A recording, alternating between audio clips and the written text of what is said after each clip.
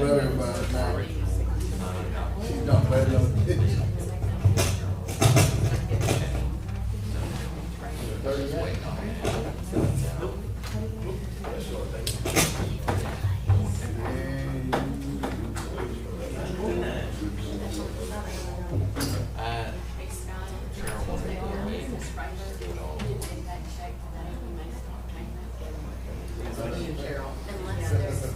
And I'm gonna open up this one. It's been 2 weeks. All right, I call this meeting of the Young County Commissioners Court to order. Let the record show it is 9:30 a.m. and all 5 members of the court are present today. We're streaming live on our YouTube channel, and if you're watching and you'd like to call in and make a comment, the phone number is 940-221-2107. If you're able, please stand for our invocation and pledges. Commissioner Shook has the honors today. Let's pray. Gracious Heavenly Father, we just thank you for this beautiful day. Lord, we just thank you for the nice weather. Lord, we just pray for some moisture. And Lord, we just lift up our first responders to you, Father. We just pray for those that are sick and need healing in their bodies. And Lord, we just pray today for wisdom, guidance, and direction as we make decisions today that would affect our constituents of this county. And Lord, help us to just make Young County the best county in the state of Texas. And Lord, we just ask all these things in your name. Amen. Amen. Pledge allegiance To the flag of the United States of America and to the republic for which it stands, one nation, under God, indivisible, with liberty and justice for all. Honor the Texas flag. I pledge allegiance to thee, Texas, one state, under God, one and indivisible.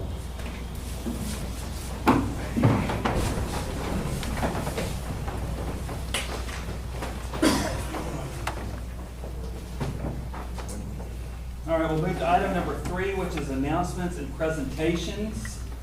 The receipt of the hot tax report for the Wildcatter Ranch for December of 2025 was $7,281.12.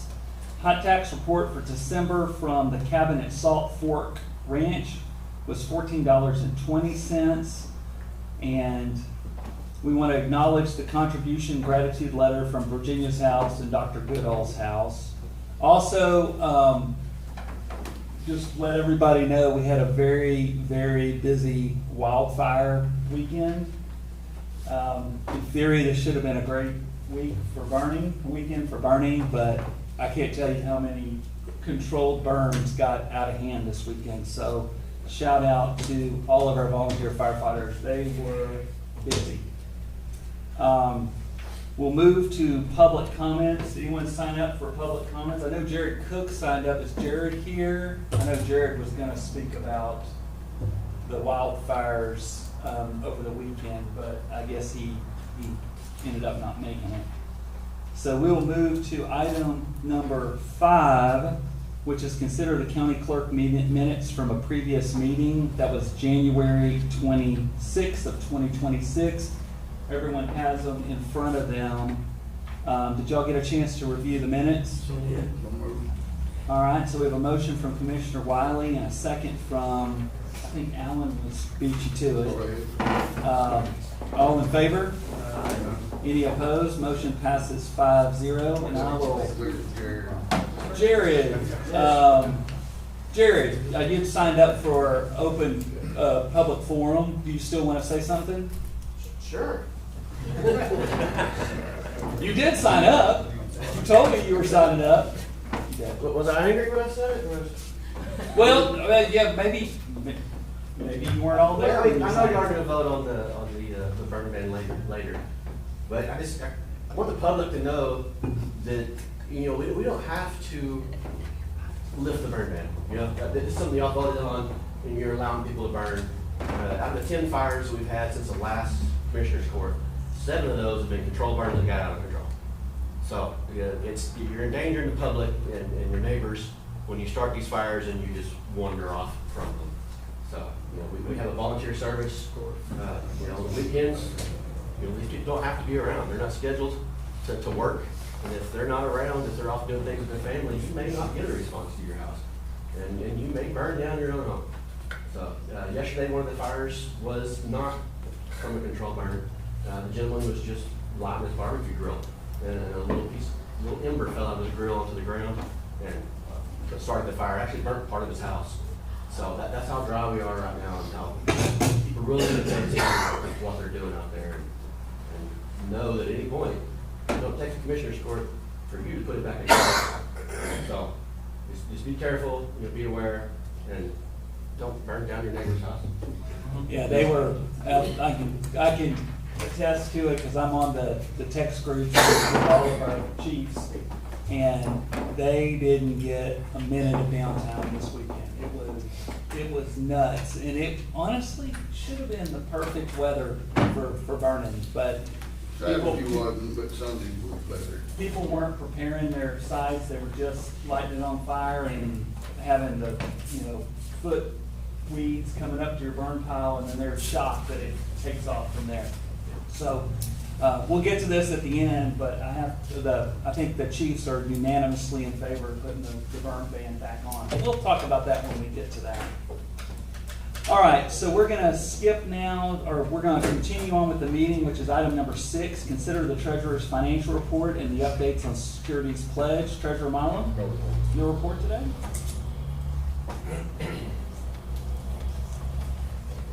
When will we get a report? Hopefully this next treasurer's report. All right. Number 7, Ms. Roberts. We have vouchers today. Total is $328,200.02. Out of the general fund is $102,180.54.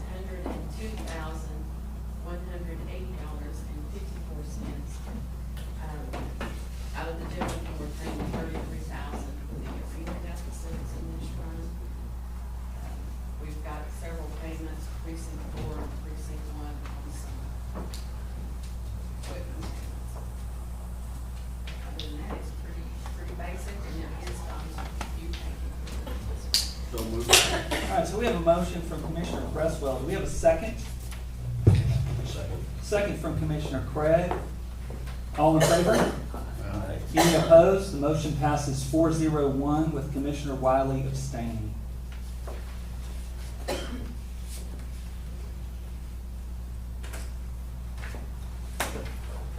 Do we have the finished minutes, or have we given that to Tina yet? Yes. You have it? Yeah. Okay, great. Okay, item number 8, discuss and consider employee bonds. Maria A. Cisneros, a funny story.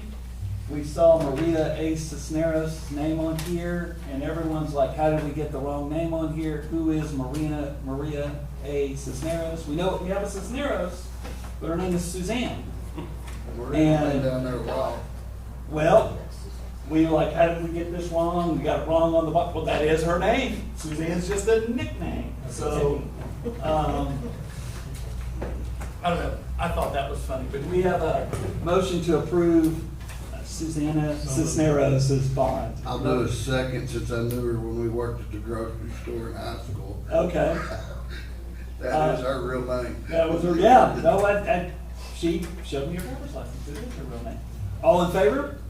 Any opposed? Motion passes 5-0. But it was quite funny that we were all like, how did we mess this bond up? I've never known her by anything else. Yeah. Item number 9, consider the extension agent's January report request for reimbursement. Penny Barron's asking for $616.03, and Savannah's asking for $1,458.52. The detail of those requests are in your packet. We have a motion from Commissioner Wiley to accept the request. Do we have a second? Second from Commissioner Craig. Any discussion? All in favor? Any opposed? Motion passes 5-0. All right, we'll move into item number 10, which is to discuss the January activity reports for the jail and the sheriff's office. Chief Moody, good morning. Morning. I'm well. Thank you.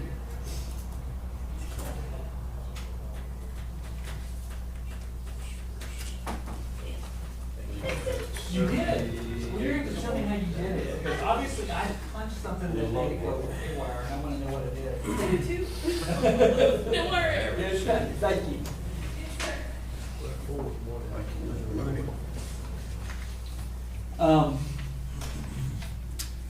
I guess our big news is that Beverly has resigned and moved on. And she has.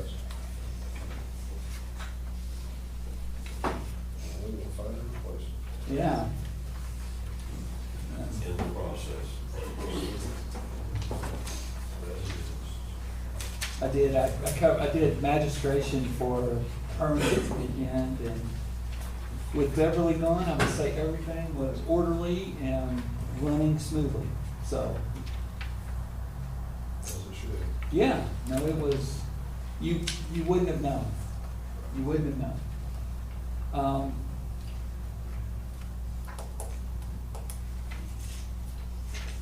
I don't know if you're at 78 this morning. Is it the count? 78 today. So we're kind of down for the last couple of months. Is that because Liberty County's just not sending as many? Or are we not having as many from our place? What's I think going it's our on? place. We sent out quite a few to the TDC, I believe. 16 or 6. We've been having quite a few getting transported out to TDC.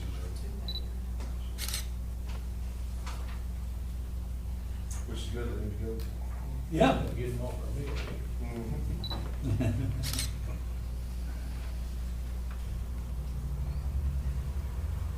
Does anyone have any questions for the chief on the jail report? Let's transition into the sheriff's report.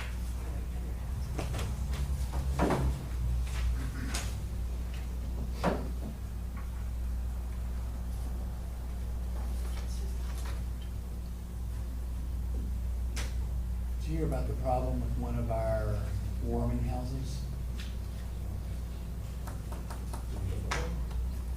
Well, I'd like to take this offline as far as discussing. I think it's kind of a sensitive topic, but there was a need for one, and it was a very disappointing response. I never got notified. Let me talk to you after the meeting about that. We might need to find, Just call sheriff's office. I believe so, but I'll talk to you about it offline. I had two that, we talked Yeah. about, but they don't qualify. Yeah. So, Well, we I'll got a give, combination for those two, so. I'll make a note, I'll call you after the meeting. No, if we needed to open it, we'll notify them we needed to open it. Well, we needed to open it, and they were not as welcoming as I would hope they would be.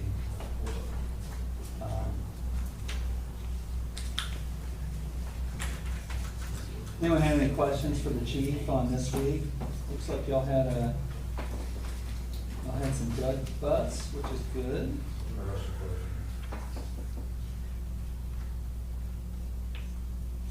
I figured with the ice, was there a lot of criminal activity during the ice? I know y'all were busy during the ice, but did that slow down crime at all?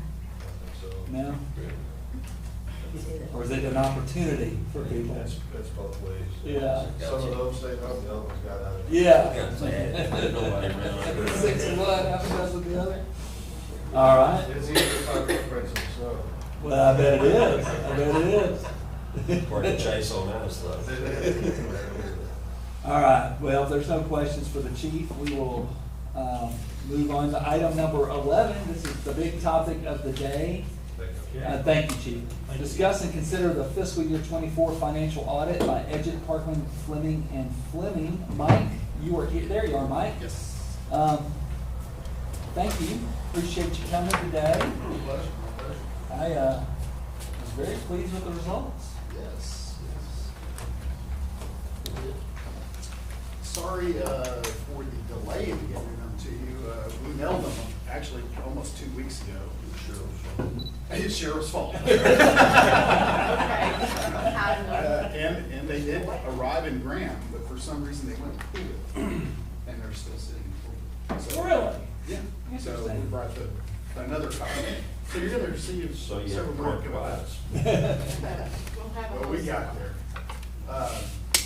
We did have the privilege to work with the county again to conduct this annual financial report. I want to go over the first one, the annual financial report, the larger bound document first, if you don't mind. I want to go through it fairly quickly. I'm going to hit some of the highlights, but if you have questions to go through it, don't hesitate, ask away. This is for the year ended September 30th, 2024. We're already working on 25 as we speak. We were talking before the meeting. We're hoping to get that mid-year completed and get you back on track going forward. Everything's done in the time after. Our opinion on your financial statements is on pages 1 through 3. We actually have, as with last year, a qualified and unmodified opinions on your financial statements. The reason for the qualification is the judicial receivables are not recorded on here yet. We've talked about this every year now. The goal is to get those in there next year, this 25 year. And you should have seen where people are starting to write those Yes, off. yeah, Because we're we've getting had there. meetings on that, Yes. and every court has been working on Working on that. it. And the key is, like I said, I told the sheriff about this many times, is that it's an ongoing process. You know, it's not a one-time cleanup and you're done, go looking west and go back to work. It's at least an annual process of cleaning those out and getting those current. We passed a policy to where once it gets to be a certain length of time, we're to write those off. Except for in the district court, some of those are gonna stay on forever, and then there's gonna be a process to try to monitor when some of the people die. Exactly. In essence, it's gonna be Yeah, unflexible. there's always things to deal with there. But you're right, progress has been made. Like I said, our goal is to get in there this next year. But other than that, it's an unmodified opinion on your financial statements, other than that qualification for the judicial proceedings. Immediately after that, on page 4 through 13 is management's discussion analysis. We do draft this, but it is unaudited. We get the explanations from management of why things went up, went down. We collaborate that with what we find there in the audit process and tweak it from there. But I like it because it does explain things that you don't see just looking at the statements themselves. 14 and 15, these are what I'll refer to as your government-wide set of financial statements. This is the only time of year to see these. We take all the funds in the county and consolidate them into one column for your statement of net position, convert it from a short-term basis to a long-term basis. And what I mean by that, all the long-term assets are reported, all long-term liabilities. What the assets will be your capital assets, net of accumulated depreciation. Long-term liabilities will be your notes, receivable, right to use, asset liabilities and SPIDAs, and your OPEB liability. And the difference between assets, liabilities, and deferred inflows on this statement is your net position, the equity at the very bottom. The county's total net position was $34,549,900. How that changed is on the next statement of activities. It starts off with all the departments of the county, starts off with expenses, then program revenues, which charges for services, grants, and then toward the bottom of the page, you have the general revenues, which would be mostly taxes and investment earnings, in section 312 revenues. The change in net position toward the bottom of the page, the county added $4,443,000 to that fund balance. That grew quite a bit this past fiscal year. And then starting on 16, this is your fund level statements. These are the funds you're used to seeing. You have the general fund, which includes all the road and bridge funds in it, American Rescue Fund, the ARPA funds that you receive. The non-major is all the special revenue funds.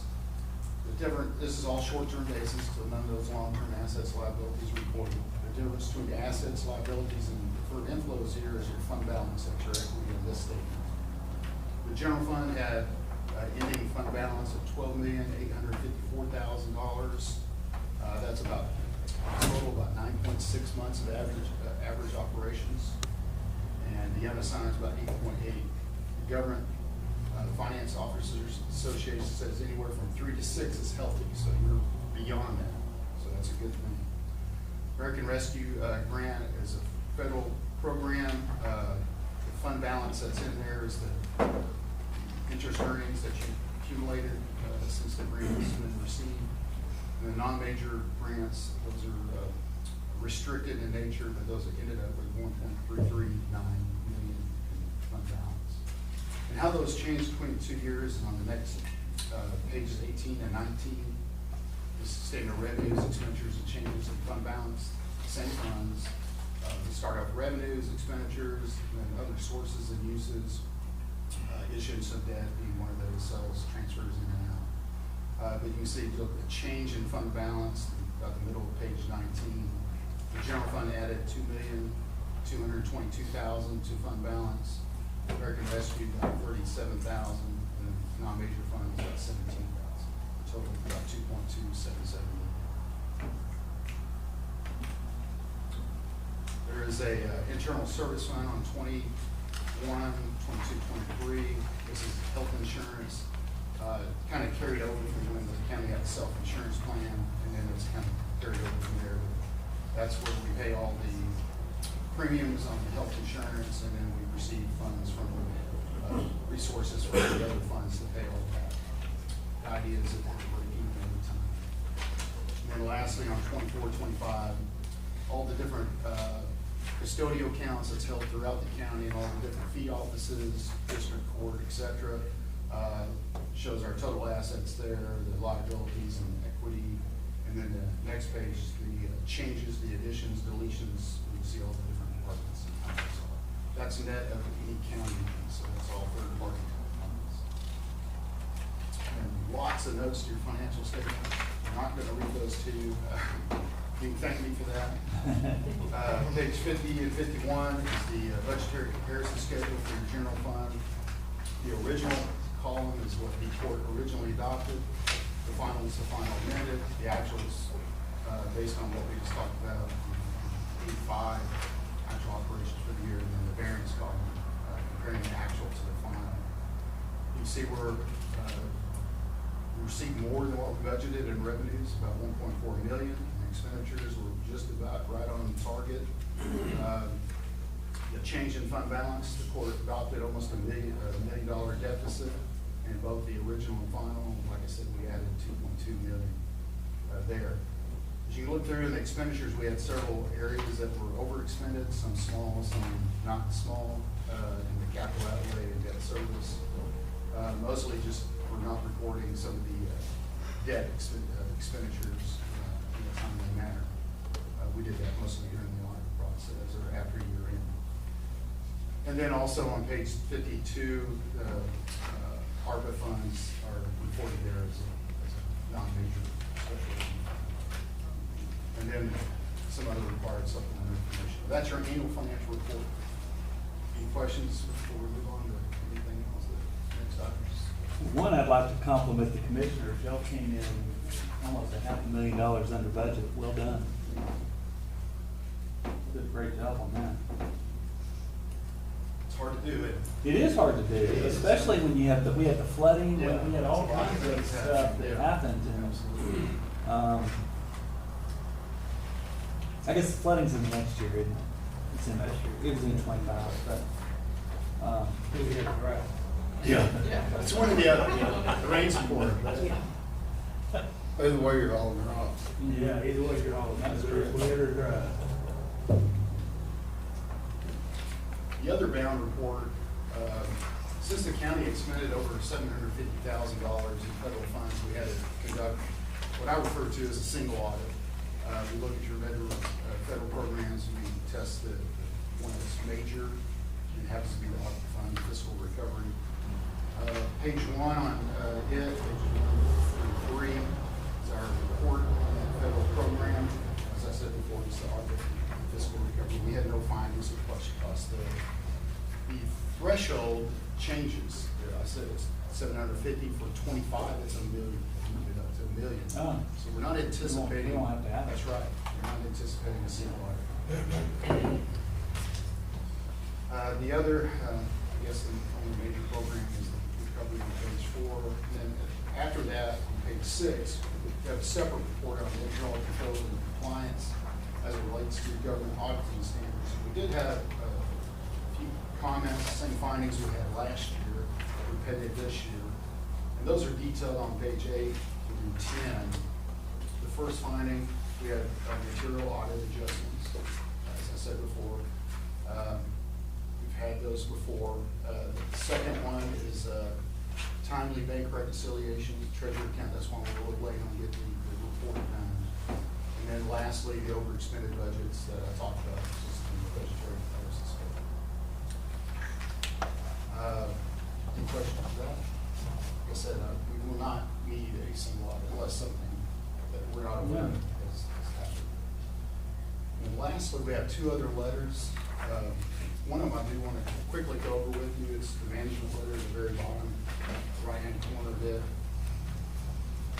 I'll start out with comments from the prior year. Actually, the first three comments on page 1 are the findings we just talked about, so I'm not going to go over those anymore.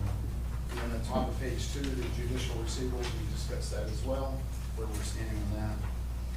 Policy procedures, just a limited or written policy procedures, and we do recommend completing those, get those. We've had those comments for a while now. Some interfund balances that have not been addressed for a while, those should be timely taken care of. One of them has been, when we closed out the debt service fund during the audit, but the other one still needs to be taken care of. Problem is we're behind, so when I say that, it won't be done in 25, it'll be 26. The outstanding checks, we had several bank accounts that had some larger outstanding checks that had been out over a year old. And then in addition to the treasurer's account being backed up a little bit as far as, we couldn't find some documentation on bank reconciliations on several offices and getting those done in a timely manner in a third-party review. Repository agreement, hasn't had one, the county hasn't had one since 2021. Even though the bank has been pledging securities, you have been covered, you just haven't had a written agreement. And that's been fixed, because I know I saw where they sent that, and we haven't, we executed it, because I know we've got it now. Yeah, it's been hard to get it from them. I don't know why. Yeah, well, I don't know either. I mean, it's hard to say. Some banks are very familiar with that process, some are not. We've asked for it multiple times.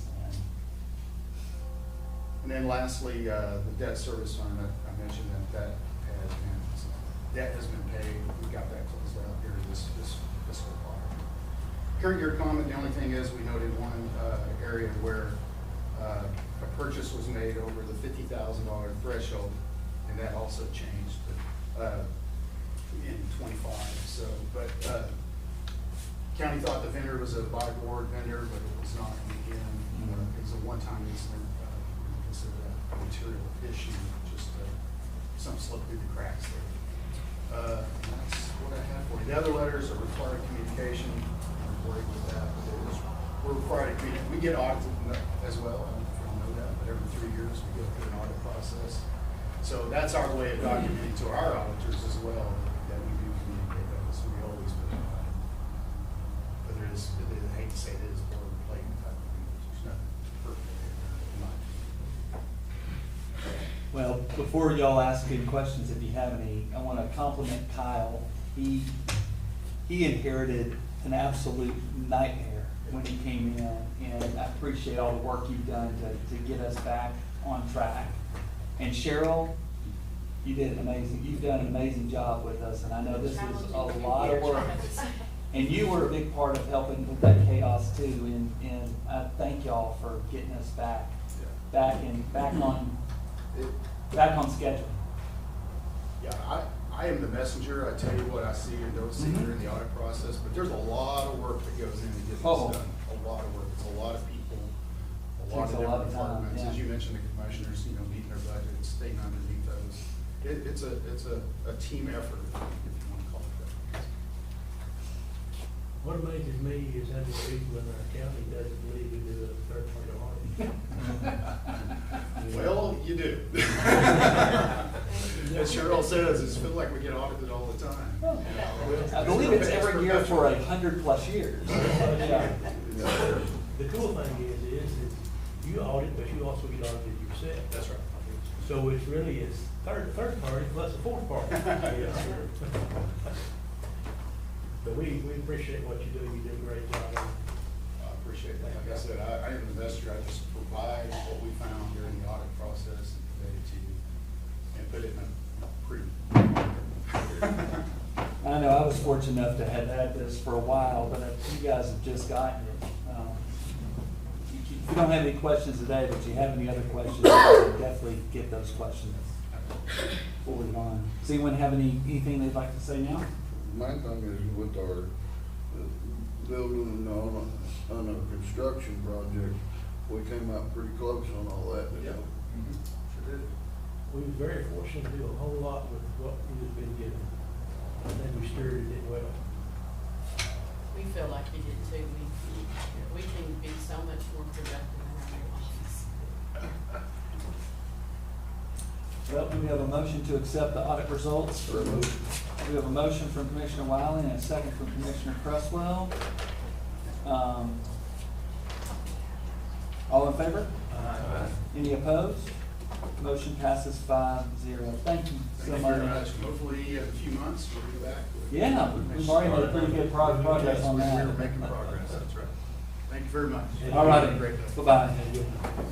Item number 12, discuss and consider the county's partnership with Almies Municipal TERS 2, and TERS is a tax increment reinvestment zone. We've got Tom Parker here from the Alney Economic Development Corporation, and I'm gonna point everyone to the map that's up there. Tom's gonna talk about that. Tax incremental reinvestment zone is not a new tax. It is a method by which the taxing entities within a footprint can reallocate funds that would be coming in, revenue that would be coming in after the tax revenue has been established in a given year. This happens to be last year's footprint. The map that you're looking at, the red line is the TERS. The yellow line is the city the boundary of Alney. You'll see that some of this is in the county, some of this is in the city. It's a partnership with the city and the county. We ask that the city asks that the county participate in that. We're also asking the hospital board to participate in that. What happens during this process is that revenue is capped at a certain point, as I said.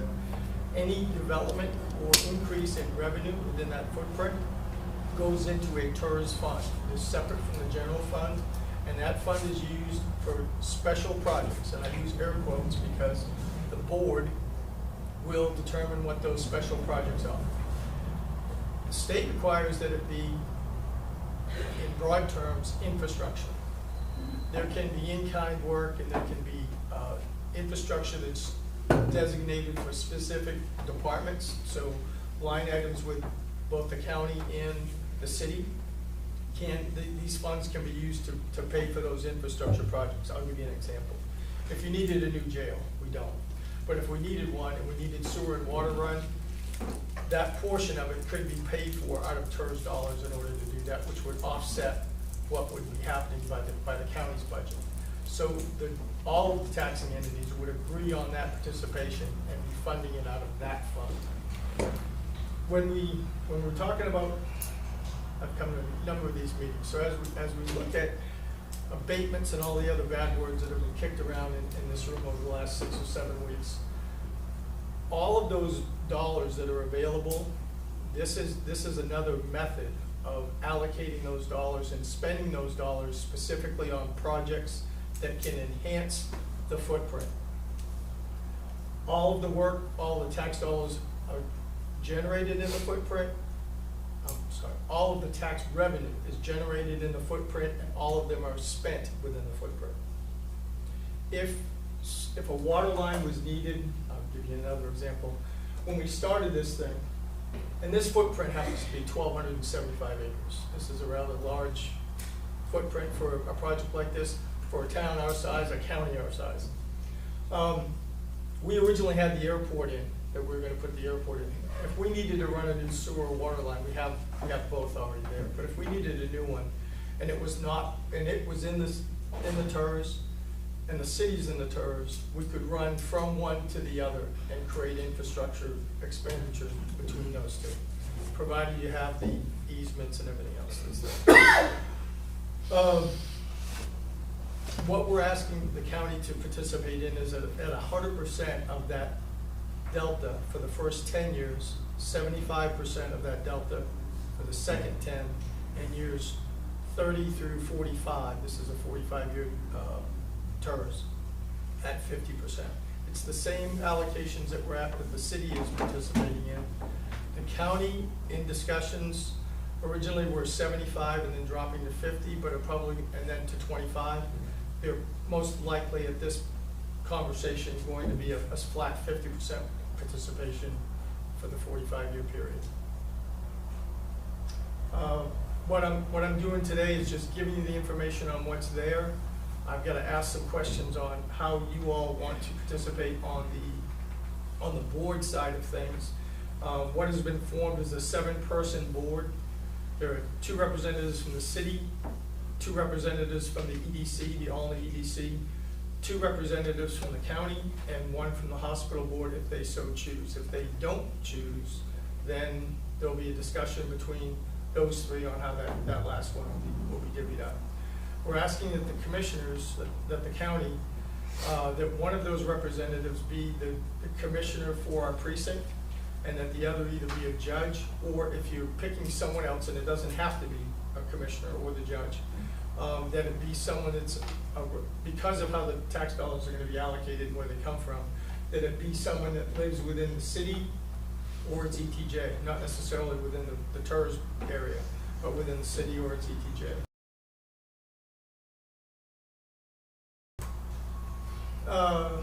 Questions that you may not even know to ask, I'm gonna point some things out, because when you go home and look at it, there's things that you go, why?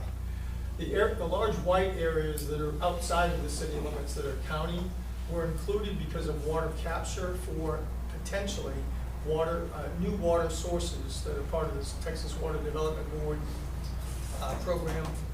New sources are receiving, currently $1.3 billion will be allocated for that, to capture new water sources. That could mean additional water services, doubling what Alney has, so basically 100% of what Alney has, not doubling their capacity, but adding again. So that would be a Young County element. That would not just be an Alney. Alney would manage and direct it, but that would be a resource that would then be available to the county.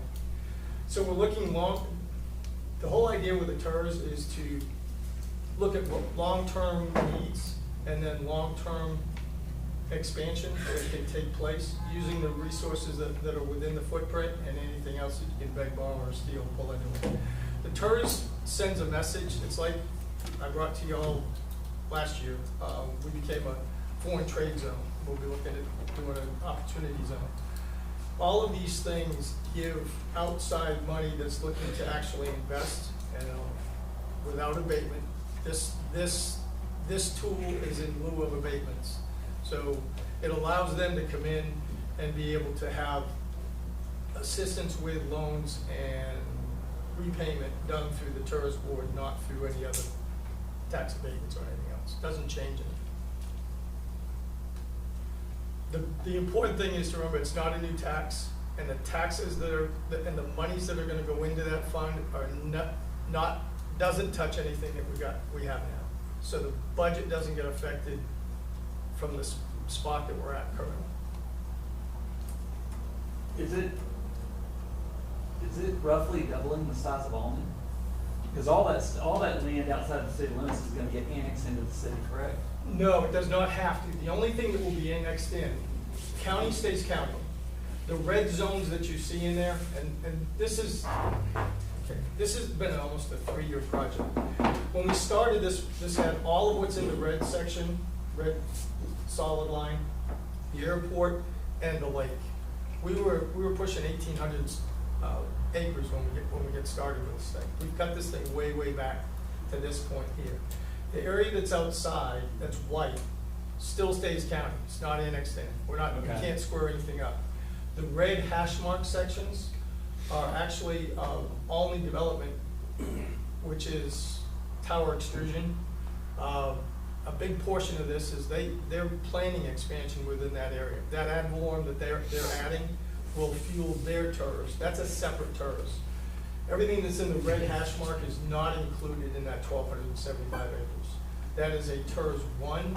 It is considered a petitioner's or a developer's TERS.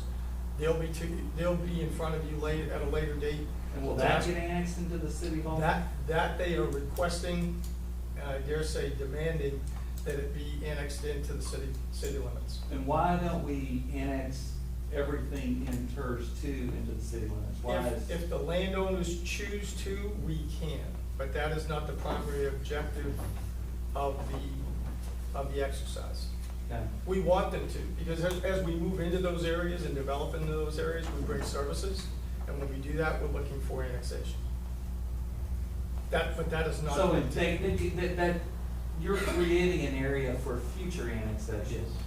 Potentially, they don't have to, we have to be careful about that, we're not telling them they have to, but it sure would be sweet. I'll give you an example.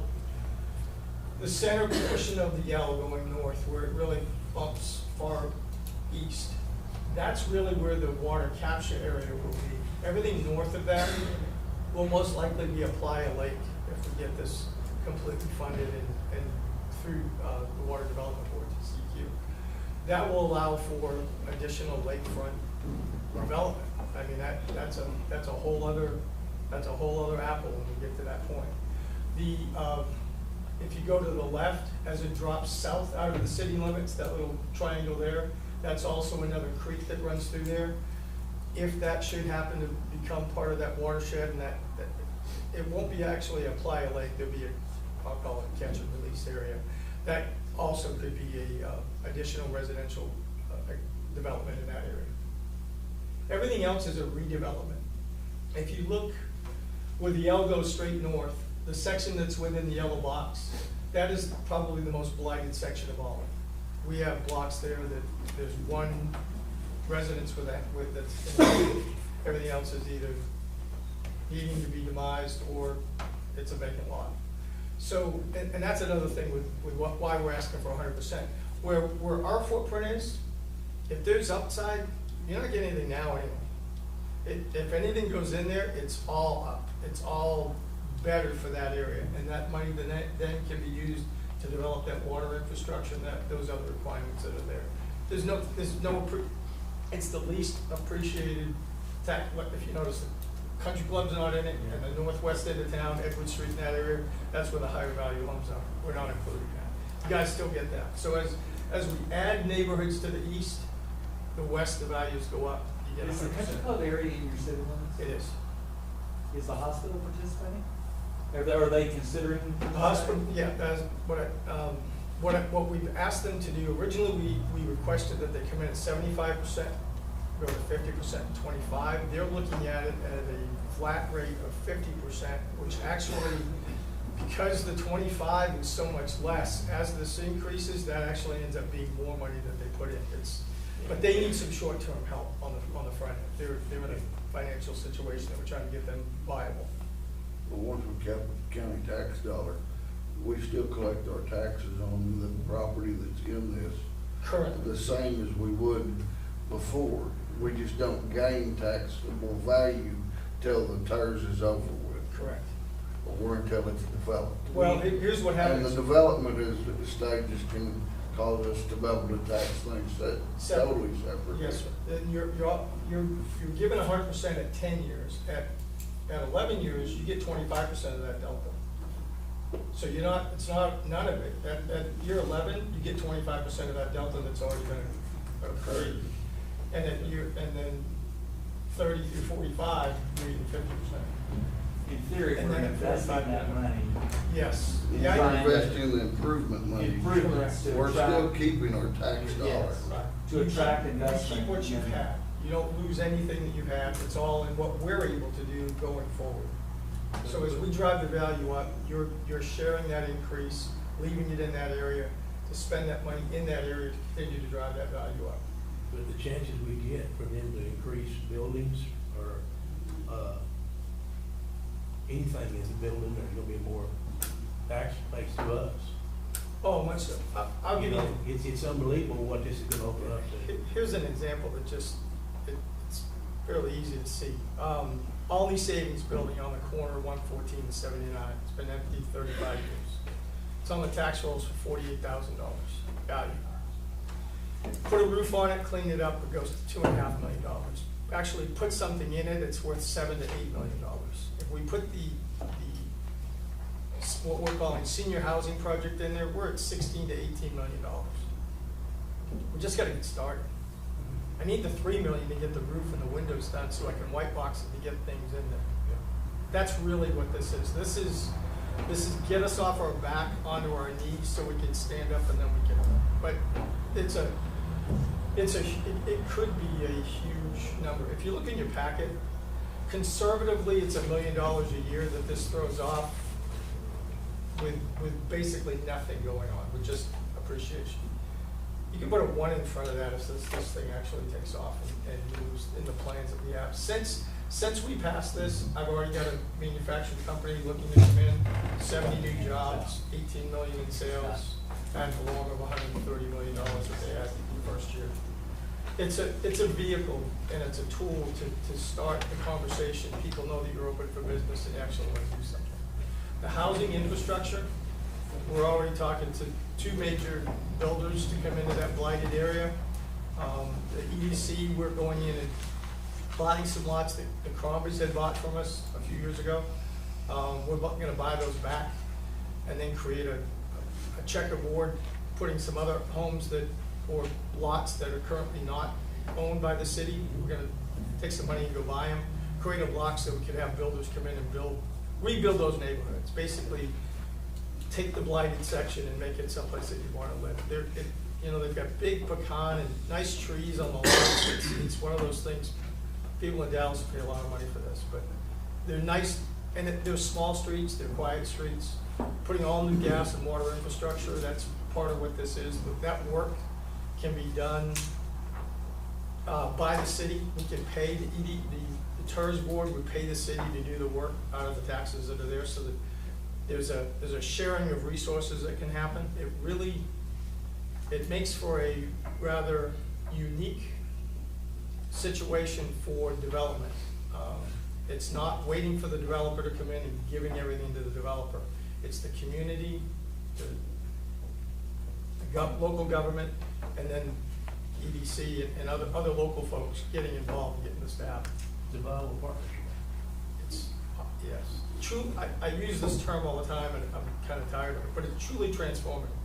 Everywhere that this has happened, it's just knocked it out of the park. There are very few that don't either add on or grow by adding additional footprint to it. Here, back end. If it all fell on its face tomorrow, here, do the good and the bad. Plan for the divorce before you plan the wedding. How do you get out of this thing? So if it fell on its face tomorrow, you can stop it so long and say, look, we're not going to participate anymore. It doesn't work. No growth. No appreciable growth. Have a board meeting, everyone votes and says we're done. So long as there isn't a project that's underway and no funding has been committed, you can shut it down. But if there's a project in and there's funding requirements to it, then it's got to run for that term. But it's a 45-year plan because originally when I started this, it was going to be 40 years. We got to 45 because tower extrusion folks have a plan for what they're doing and they need another 5 years. Do we need it? Maybe not, but we're going to try it and see if we get there. And if not, we'll back up out of it. The hospital, that was a big question for them, and y'all should understand this. They get into this 10 years and they go, look, it's not helping us. We can't make this work. Everyone comes back to the table. How much do you want to do? You can change. You can go up, you can go down. It's a fluid document. The thing that commits you is once a project is approved. So the next steps to this are, you say yes, you want to do, or we like what we're hearing. I'll bring you back documents for the next meeting that says you're going to participate with 2 members. This is the percentage that we're going to participate at. Let's go get started. At that point, we don't need the hospital board at that point. The city will then call for a board meeting, call for your representation, who you want to nominate. The city, here's the other thing with this. The city council, manages and administrates all of this. It's not EDC, it's not some private group, it's the city. All the rules that apply to the city apply to this, except for how money gets spent. We're investing money into the housing. If they develop and build a home No, I don't- and sell it, it comes Infrastructure. on the tax roll immediately. Yes, sir. It doesn't set back for the 45 No, years. sir. It actually brings revenue back into the city immediately. The city gets, no, the TERS gets 100% of that. It gets Then 100%. at year 11, the city gets 25 and y'all get 25. Year 30, it goes to 50. 30 to 45 is 50. And But then that money after gets reinvested to Right. help into build that more zone, houses. more houses. But it also, it's not something where that money sits still, it's taxed, but it's just not taxed and used for your regular tax base. No, it's all for growth. It's to put it back into churn, make it work. Good question. That's a good way to look at it. Any questions? Yeah, no, I like it too. Any questions here? I'm here for y'all just as much as these guys. If there's a, Graham needs to do it, keep telling him that. I do think it makes a lot of sense for Commissioner 3 to be on the board, and maybe Commissioner 3 to decide who, since you're gonna have a better feel for, who would be helpful on that, to find someone, either find someone on the Commissioner's Court or someone local to participate on that board. So it'll be, so you're okay, precinct 3, and then you'll figure out a third. And are you okay with it being within the city or its EDJ? I would think so, yeah, I think you'd let that commissioner, the local commissioner make Just that for the purpose of decision. drafting the documents, I'll bring back to you next week, and they'll be to you next week, so you have a chance to review them before the next meeting. I mean, I see this as an investment in our second largest city in our county. I mean, this is, how many homes do you think this would result in that being built? So, yeah, I get goosebumps for this, because it's one of those, how are you gonna do that? First year, we should see 30. Second year, we should see at least 100, and that's if we can find the folk. The homes can be built, it's whether or not the market will accept it or not. The area, okay, here's another thing. So the red hash area at the bottom, the really big red hash area at the bottom, is a place in Ollie that's called the Bumpers. That's been looked at 20 years for how to develop that, or longer. It's at the tail end of the water line, and it doesn't have sewer.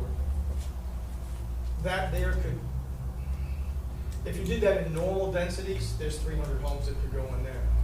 That's not what they're looking to do. That's a developer's TERS. They're looking at 2 to 5 acre lots to build in there. I'm not sure that actually ends up being built that way. That's what the board is gonna decide, the TERS board. Because the TERS, just because the developer wants to do it, doesn't mean that it makes good sense for the city. The city currently has no P&Z that allows for anything that size. And so all of that infrastructure that's gonna be necessary for that, if they pay for that, they can apply to the TERS, and the TERS can repay them.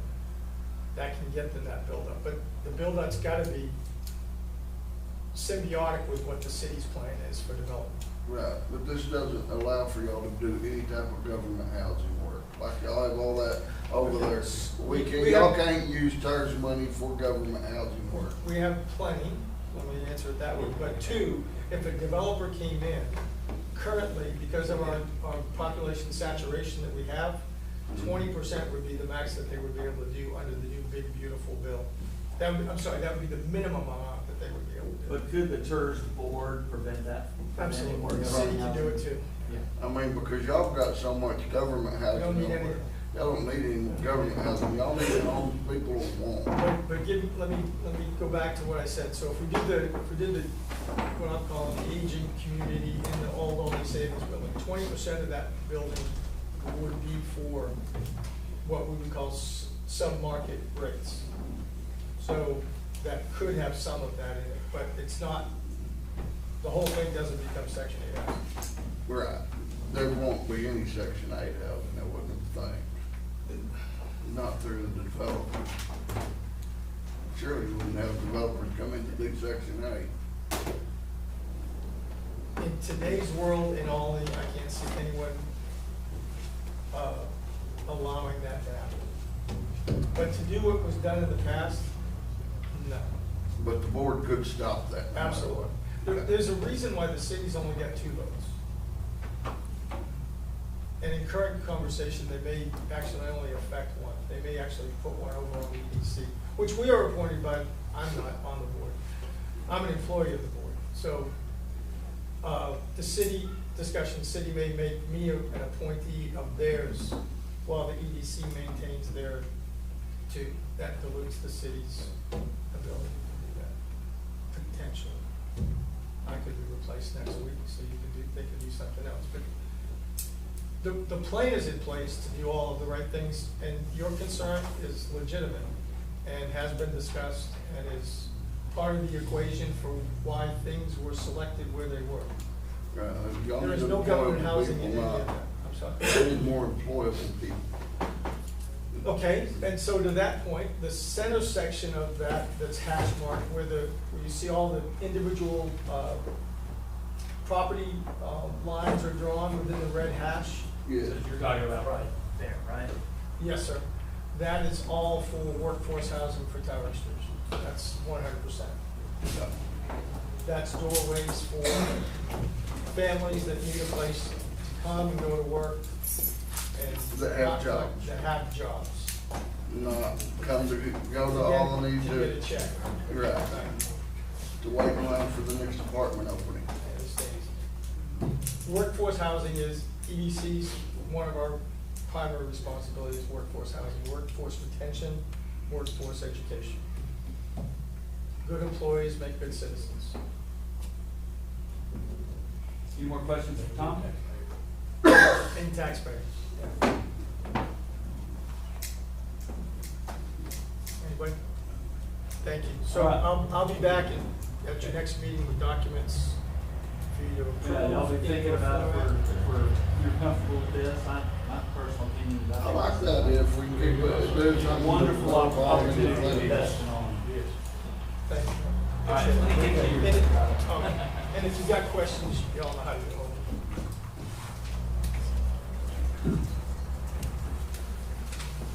I've been eating, sleeping, chewing on this for a year, so I might have an answer, but I know what it is, you know. But it forces planning. That's the, My deal of it is, is it having anything in planning with like the police department over there, as y'all grow with this? okay, I mean, so. because you're gonna need more officers. You with can that. do capital expenses, you can buy cars, you can build out a new station if you need to, you can do capital expense, but you can't do payroll. You can't do payroll. So that would have to be another tax revenue raised through the regular taxes.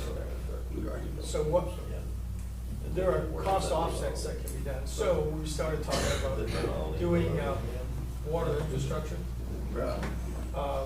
If the city is doing that and the board is funding the city for that work, some of the cost offset from that is an employee that is not needed all the time there. That portion of the budget can be used for additional wages or alternate wages in another department.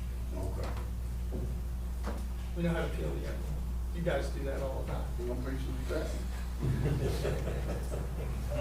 But it's, I find the rotten spot, and try to get it out let's of cut there. it out. Thank you, sir. Appreciate it. Thank you, sir. Thank you. All right, we'll table that, and we'll put it on the agenda, we can talk about it next week. Item number 13, discuss and consider approving a marketing plan regarding the Excalibur container donated to the Young County Arena that will be auctioned off to raise funds in support of the arena. Thank you for your patience, Eric. Thank you for being here today, Judge, Commissioners. Commissioner Wiley, Commissioner Craig and I were talking. The background is, you remember we approved accepting a donation of an already outfitted container as a tack room from Excalibur. That's part of the arena's ongoing effort to just hustle up sponsorships where we can get it. This was kind of a unique deal. So now having accepted it, got it out there at the arena, we wanted to come back to you with the marketing plan, getting bids on it. So the marketing plan will include targeted social media on Facebook, including the arena, city, if the county will allow us, community pages, Enid, Eckline, FFA, 4-H, anybody who participate with us to help us get the word out. We're talking about starting that campaign at the end of this week or first part of next week, depending on when we get everything together. Out on the internet, all the equine specific marketplaces and boards, because it is considered configured as a tack room, doing local and regional outreach, posters up at the city offices, the arena. Some of the vets have said they'll participate with us, courthouse if it were allowed, and any other places we can come up with. And we will have email lists and current connections. At your places, I have one of these little colored handouts here. That, for now, that has the QR code that just takes you to say it's coming, right? They're gonna open it up just about a week before, you know, for bids and that type of stuff. That same QR code will transition to where you can go in and make a bid. Commissioners Court did set a reserve of $8,000 on it at the minimum. We hope to get a lot more than that. Excalibur valued the container at retail at $20,000. But I just want to come up really quick.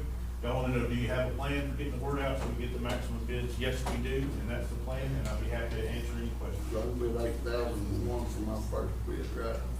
Please do, sir. Get us started off. But don't expect to get it at that price. I raise you 1 cent, that's your help, 1 cent. I just making sure it wasn't gonna hit the baseline. Any questions for me? Very good. No, That gives us good opportunity for us to raise some money, and also for the sponsor to get their name out there and get seen at the same time. I think that's fantastic. We have a motion to approve So moved. the plan. Second. All right, so we got a motion from Commissioner Wiley and a second from Commissioner Craig. All in favor to accept the plan? Aye. Any opposed? Motion passes 5-0. Thank you, Eric. Thank you. Item number 14, talked to Mayor Rogers. He would like that table. Do you have anything to add to that? We're meeting this week, I believe. Perfect. So, Yeah. Just don't think we're ready for it yet. So item 14 is tabled. Item number 15, discuss and consider the sale of 4 sheriff's office vehicles to be auctioned off on Gov Deals. Chase. We actually are requesting that the Commissioners Court table the title due to Okay. not having the title for one of the 4 vehicles, and we're in the process of obtaining that title. That would be a vehicle without a title. These are seized vehicles, right? No, No, these are- it was paid off in 2020. But never received the paid-off title. they said they didn't have it, I don't know. But we These all had to- Tahoes or are they pickups and Tahoes? 2 and 2. Two and two. That's all. Did Sherry lose it? Yes. She hollered and yelled. Yeah, ready to start.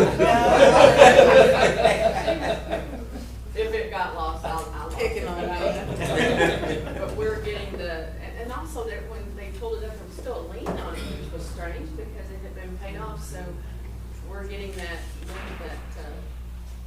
release of lien, and we're gonna see, it shouldn't take, we go to It Wichita. reflects my title. Should have it within a week or so we'll have it back on the agenda for Okay. next time. We'll table that. What bank was that? American National. Oh, okay. It was number 15.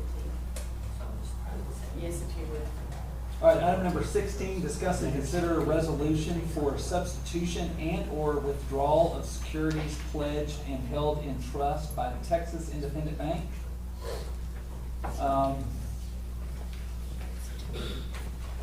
Help me remember what this, who put this one on there? This is a security that's pledged, but it's maturing this month. And so they're just replacing it with another security, which is going to be $69,000 more than what this one was securing, so. it's just- What interest just- rate is it? Do what? What interest rate? Well, yeah, these are securities that are pledged against our deposits. So the old one was a Muni 018106 PP3 with a maturity date of 2/15/2026. And It's gonna a mature, little bit over 50,000, So- and the new one is 569,000. So it's getting $69,000 worth. interest. Right. Yeah. Interest, yeah. Yes. So all we're doing is we're putting that up against the maturity. Right. Stuff we have in our bond. So the, the security has two clerks ago on here. It has Yeah. Kay Harden. I know. Right, Notice that request also. a new document that, At least 2 years old. huh? I said it's at least 2 years old, okay, on it. Well, yeah. Three. Three. Do we have a motion to, consider this resolution that was in your packet for the, basically the replacement of securities? I'll make that motion with the replacement of Kay's name current. Okay, so Commissioner Wiley made a motion. Do we have a second? Second from Commissioner Shook. All in favor? Right. Any opposed? Motion passes 5-0.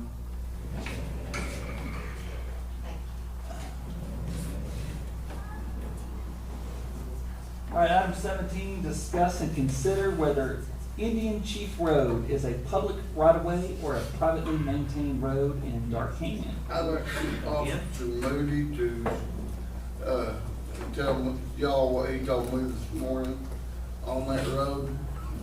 Since he wanted to make it even worse. I wasn't telling him anything, so I was asking for our concern for exactly what determination, what kind of charges we file if we have some kind of certain offense on that roadway. If it's a private drive or a public roadway, that can change things. So I was just curious to see what y'all were gonna do with that, so we. Change it how? If it's public, then it makes a difference on certain offenses, like intoxicated offenses, Oh. stuff like that. We've had several calls for service out there, some violent, some, one was called, we're offering dead, stuff like that, so. Public access is also, if it's a private drive, we have access to those residents in the drive, so. So it changes the way we respond to some of those calls, depending on the type of call for service. I was just curious to see what your thoughts were when I was asking. If there's a way we can look at it as being public access, but in a non-county road at this point. But if they can, if it's not public, if it's not a county road, can they gate it? That's what, because that's where he's had to go out there and make them open the gates on it to let the people behind them in. It's not a friendly neighborhood after a while. They're all friendly right now, but they may not be in the future. They haven't been in the past. So right now, are we treating it as a county road or a private road? Right now, it's treated as a private road with public access. And But then- there's no deed that I can find on record. There is a little bit of, there is a little bit whenever it was brought to court before that I'm not exactly sure how they declare it yet. So there was a project, it was before I came on the court, where the county came up with a list of all the county roads. Is this road on that? No, This is not on there. this road is. Then it is a private road. Yeah, if but it's not on that the- list. But we can't find it on the property deeds either. So the deed to the person that has the gate, where the guy that owns the land behind it there, what does his deed say for access right there? Jen has looked into this. Yeah, let me go get that folder, because I Okay. have all of Because that deed Okay. right there would be what was. It doesn't say anything either. It doesn't say anything either. That's what, Bill, I looked at it with her and It's not on that state, It's not on our. on our plat. You may, I don't know, I just thought, remember hearing rumors a while back, there may have been a suit filed on that too, so you may check upstairs. I believe it was. All that would be pending the disposition of that lawsuit for right-of-way access Right away. before they can do anything with it. So- Well, well, they can't landlock the second guy on it. And I know that by law, but well, I don't know how, if it is the same way, if you go to close a road, if you had one that says, I don't wanna do that, then you can't close that road. And I don't know what I wanna do with this road. I just know But it. you also said that other it's not landlocked, there's multiple entries to that piece of land. To the one in the back. Right. There's two properties, though, in between. The very back. Is that their guy could only, get- is that their only entrance? And that would be their only entrance. Easement. There's gotta be an easement somewhere that shows that. But here's what happens on this deal. It's been gone with for so long, it become a prescriptive easement. Well, and, you know, you can have an easement without making it a county road. Exactly. Right. I mean, we're not, So the guy that can keep going through the gate, going into his property back there, nobody can stop him because it's prescriptive for all these years. They can prove that. Yeah. Is there a lease back there, an old lease? Used to be, the wells from what I understand were plugged. Okay. So does that don't break the easement for the oil, but is the oil owned by a different company than the landowner? That I don't know. The oil operator would have access, but no one else. He and his agents. kind of sounds like this is a civil issue between three. That's what I'm If thinking. it's already been litigated, then Don't check with what's going on upstairs. I recommend that we wait to see what the litigation. Well, that's why we stopped last time and give us a little more time to look at this. We still haven't found a definitive. I haven't either. This, I say we give it this report, see if it's on the docket or if it's been heard or whatever, and see what their opinion is before we give our opinion. Who's, Upstairs. Oh. District court. see if there's any, They said- One of the landowners would have had to have brought up a suit. Right. You just find out which landowner. well, somebody's got to research to see if that was ever, who's gonna do that research? Well, me and Tina have been looking at it in here with the guy that owns the second property. Uh-huh. It has came into commissioner's court under question, but there's not a No definitive. resolution. So what do the three landowners want to have happen? The lady in the back wants them to leave it alone because that's an access point for our property. But she doesn't necessarily want it as a county road, she just wants to have. She just wants our access Okay, because she care less that she don't live out there. The other guy came and picked up that folder that I had. He did pick it up? Yeah, so. I'll get But I that. can print it out again.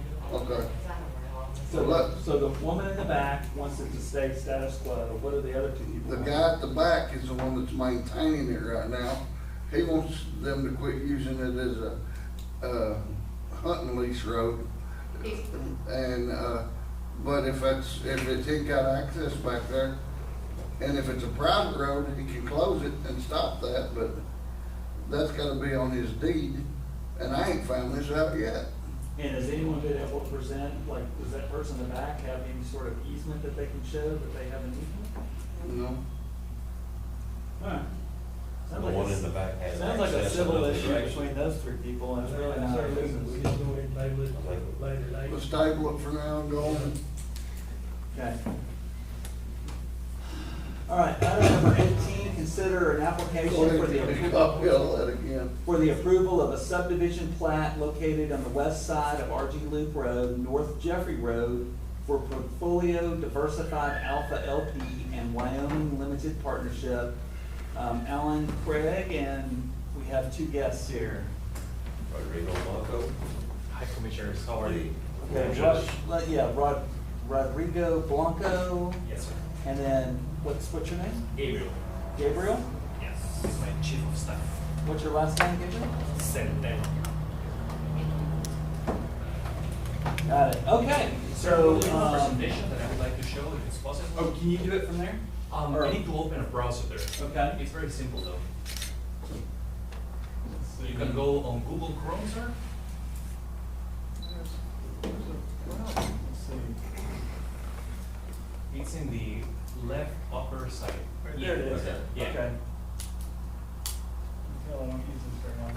And just right there, that tiny URL Where, on the browser thing where you're writing.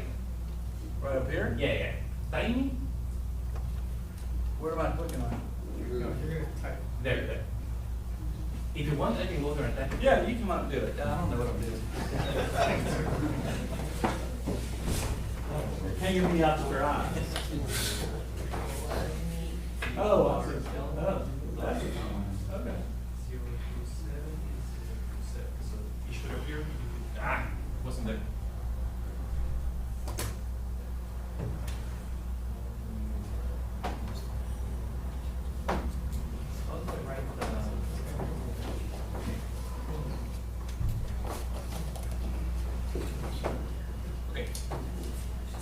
fine if Gabriel takes a couple of pictures?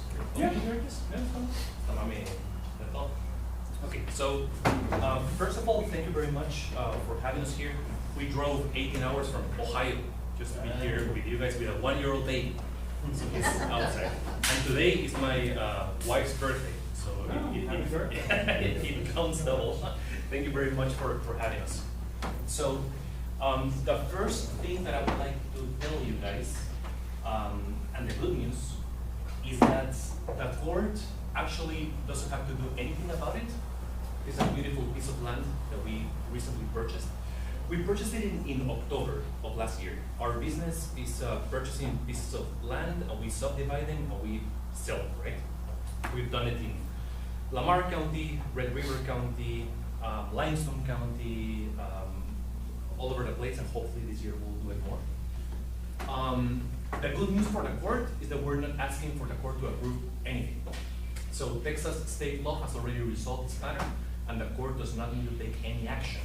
So the state already made this decision, the county has no obligation to act, and this protects the county politically and legally. So when did this become law? I'm going to explain to you Okay. in the following And will you slides. be able to give us a copy of this presentation? Yes, sir. With all the statutes and everything, everything covered. So this is important because you're not waiving a requirement of making a judgment call. The state of Texas made this determination. Recognizing state law is simply following the law. You don't have to do anything. There's no vote happening today, which is good, sir. So this is the plat that we had originally decided to do. What we're doing is 10+ acre lots, right? So we're doing the subdivision, which is plat exempt because each one of them is 10+ acres. And in the middle of the lot, there's a right of way. So everything started because we met the wonderful Commissioner Alan Craig on this piece of land, and we're building this road, right? This road is like 20 foot wide, beautiful with gravel, and we built a thing like this. And he told me, "You're building a road," and I said, "Well, no, sir, it's not a road; it's a private easement." He told me, "It looks like a road," and everything started like that. And actually, it took us through a rabbit hole because we actually did a drainage study, which we passed. We did a PERC study, which we passed. We drilled 2 wells to see the water, which we have. And we have all of that. But that's, I think it's not important today for what I'm going to tell you. So, what is a plat and when is a plat required? A plat is a formal map of a subdivision that must be approved by the Commissioner's Court before lots can be sold. It shows lot boundaries, roads, and areas dedicated to public use. When does Texas law require one? Chapter 232 requires a plat when an owner divides the land and lays out streets or other parts intended to be dedicated to public use. The purpose is to ensure public roads meet county design and construction standards. We even put culverts in there. We were talking about a cul-de-sac and a fireman thing. Just so you know, we have invested $100,000 in these extra requirements, which are in place already there on that piece of land. So the key point here is that not every subdivision requires a plat. The same law, which is section 232.0015, lists specific exceptions where the county cannot require a plat. These are not loopholes. They are deliberate carve-outs written by the Texas legislature, recognizing that when there are no public roads or public infrastructure, there's nothing for the county to regulate. Our property falls within one of these exceptions. So, before 2023, counties had more room to interpret. I think that's something very important because there was like some room for the counties to say, oh, maybe it says this or maybe it says that. The old law was not always clear. Before 2023, the statute said a plat was required when an owner laid out roads dedicated to public use or for the use of purchasers or owners. That's before that. That phrase was vague enough that counties could argue that almost any road used for buyers trigger the plat requirements. That is what happened. So Commissioner Allen saw the road, it's in the county, this is a road, has to be regulated, has to be platted out, right?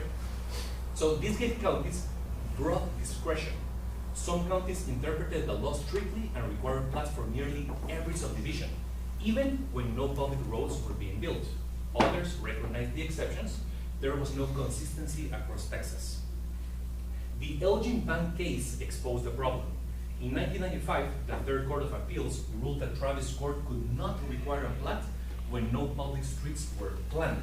This is the case of Elgin versus Travis, 906. The Texas Supreme Court made the ruling final, but even after Elgin Bank, the ambiguous language remained, and counties continued to interpret the law differently.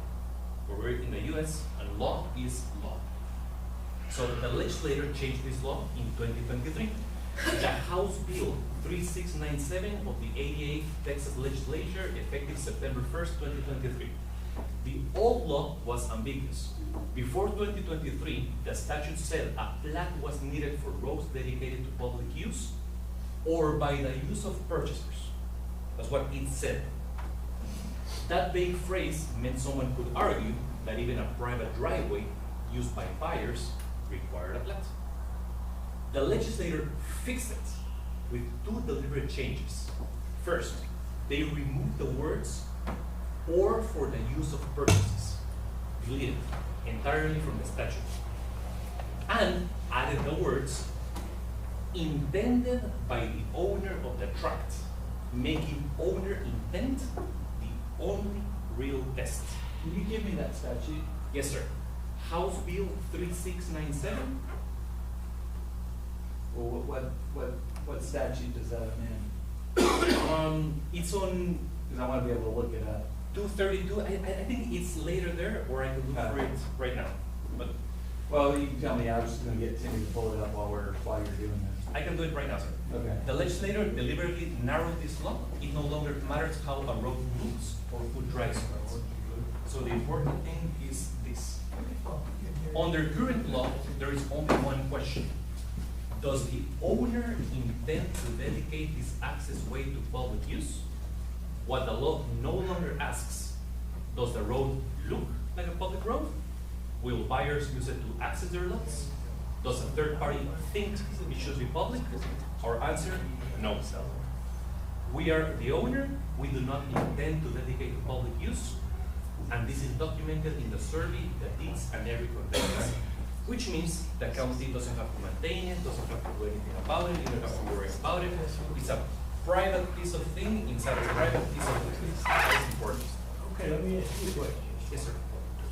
If you're just gonna allow the people to purchase that land to go in there and drive, so where are they gonna pick the trash up? What if they have a fire? What if somebody gets hurt in there and ambulance needs to go in there? Well, yes. We're gonna have to helicopter them all in? Well, I'm just saying what the law says, sir. Well, what you're saying is that no other public but the people who live there can go through that and they'll have access. People are not going to live there. People wanted to have like cattle.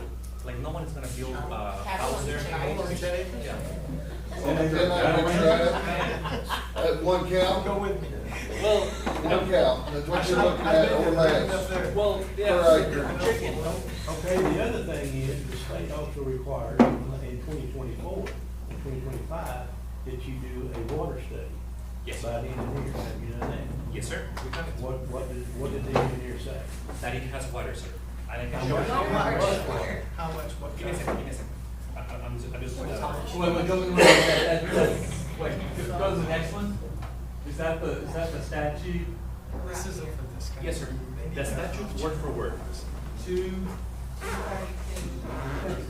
May not, it doesn't say will not, it says may not require Hey, the owner Timmy, will you? of a tract of the land located outside the limits of a municipality.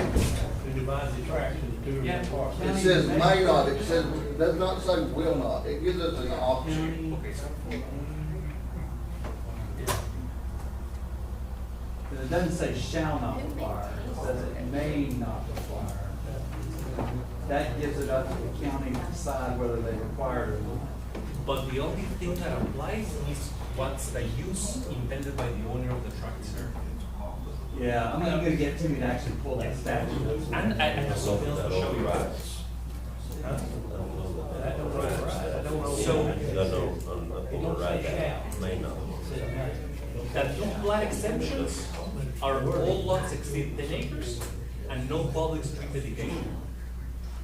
Both conditions are satisfied. How do you get to the back lot? With that easement, sir. That's a road. That's a road. Well, That's a road if you're using it to get to the back lot. yes, sir, but if we're the owners and we say it's a private easement, according to Texas law, it is. It can be a private easement, but it's still a roadway. It is still a public access roadway, because if you don't own the back lot too in the end, it is a public access. Okay, give me a second.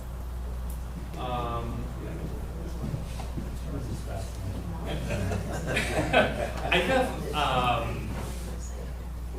so I have a second presentation at the same time. Because when Commissioner Craig said that it was a road, we went to do a water study, we went to do a drainage study, we did plats, and we paid for all that, and we have it as well. And all of those requirements are as well fulfilled, and I can pull them up and I can show them right now. If you got water, electric, there's no problem doing a plat to do it. Electric is not required for a plat, sir, according to Texas law. You've got to be able to receive electricity available. Yes, There's it's in somebody- front. I mean, they- Are you gonna deed restrict that there's no houses can be built back there? Well, not necessarily, sir. Our main objective for this session, our idea, would be for the Commissioner's Court to realize that this is state law, and for you guys to not do anything about it. You do not have to approve anything, and that's it. So no deed restrictions, no nothing. Because if the county gets involved, it's through a plat, and then you guys are kind of liable. You have to sign on it. Are you gonna have a homeowners, like a homeowners association to be able to maintain that easement for everybody? How is that, how is that, how is the, I don't know what you want to, we're not calling it a road, how does the right of way stay maintained for everybody? I think we will maintain it for, so that it's nice. Yeah. You're gonna maintain this till the end of time with, Yeah. as a We business. should have an HOA. We wouldn't like to have an HOA, but it's easier to just charge them something. Association, but you're not gonna have any homes there. Yeah, sir, we just want to split it up. You're gonna sell these 10-acre lots. How much does a 10-acre lot cost? $80,000 seller financing. So it's, yes, sir. Yeah, actually, it's gonna, I think you're gonna find it fascinating that our main buyers are people from overseas that are trying to escape inflation. And they're not gonna do anything with the land. The problem that we have is that we in Guatemala have huge inflation. You guys are blessed to be here in America. Your inflation is super low. Right in Guatemala, a gallon of milk is $2 or whatever. Next year is $5. So people are wanting to get the money out of these places and put it into land. They're not gonna do anything with it. So they're not gonna build, they're not gonna. Then what's the You're point not of gonna throw having it? tents and makeshift houses out there and squat on the land? No one's No, gonna they're not gonna do build, that. no, sir. They just want to. On a piece of land. If I may tell you so, it's the American dream to own a piece of land. It's a Latin American dream more to own a piece of land. Well, here's my deal. You're telling me they're not gonna live out there, so they're not gonna have to homestead it. So the taxes are gonna be very high there. If you're gonna come in and farm it and ranch it, that would be one thing, but at the rate the state's talking about doing away with anything 10 acres or smaller, not being able to even be farming to them. Yes, sir. So, No, I could wind up with a piece of property that they're paying city tax on 10 acres out in the middle of nowhere, that they're not gonna do nothing with. I don't think that would work out real good. well, sir, I think it's gonna be the decision of the purchasers whether they purchase it or not. I think the question here is whether the state law allows us to do so. without accounting the requirements. But yeah, I completely understand. And none of our purchases are gonna farm. Yeah.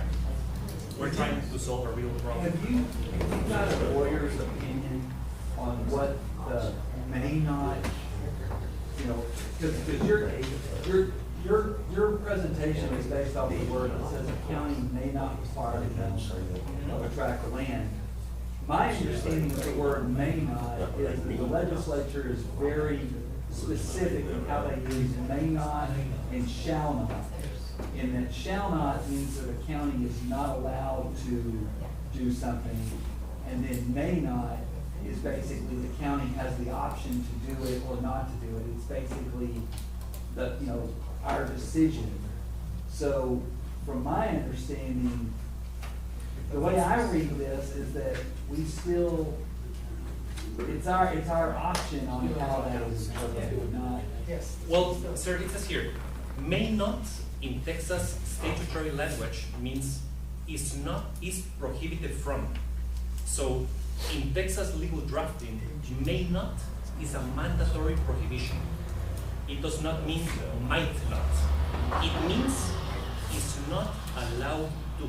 The legislator could not have, the legislator could have written may, given the county discretion. Instead, they wrote may not, removing it. And is this from The county- ChatGPT or is this from a legal opinion?